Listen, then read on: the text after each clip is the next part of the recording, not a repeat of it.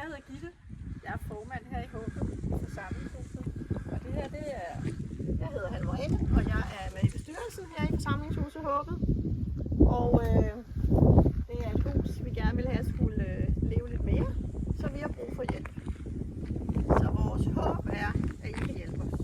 Nu går vi indenfor, og her allerede er det en lille smule svært at få alle varerne ind, når vi holder arrangementer. Der er 4 døre, men nu prøver vi. Dør der, og så døren ind til køkkenet. Kom indenfor. Her har vi vores køkken. Det har vi egentlig selv renoveret for de penge, vi havde. Og det er vi egentlig ret stolte af. Der har været en masse mennesker, der har hjulpet os med det, som også er en del af håbet. Så køkkenet, må vi sige, er up to date. Ja. Men der er lidt andre ting, vi godt kunne bruge for hjælp til. Både med nogle spændende idéer til, hvordan vi kan gøre tingene anderledes. Så kom med videre ind. I dag skal vi have café i Håbet, hvor vi spiser sammen. Vi bliver cirka 40 til lasagne.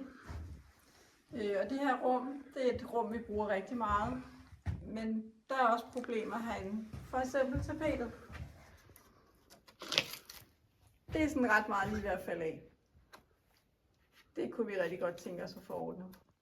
Her har vi vores store sal, og den er rigtig god, når vi holder fester med over 100 mennesker. Og vi har en scene, der er heroppe, vi også bruger, når der er revy.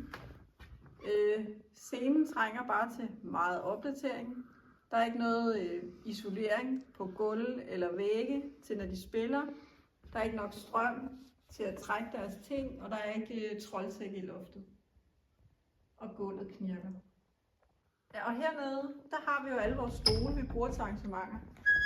Men vi kan ikke rigtig komme ind i rummet, fordi dørene vender forkert. Så det er lidt upraktisk. Og vi kan ikke være så mange herinde ad gangen.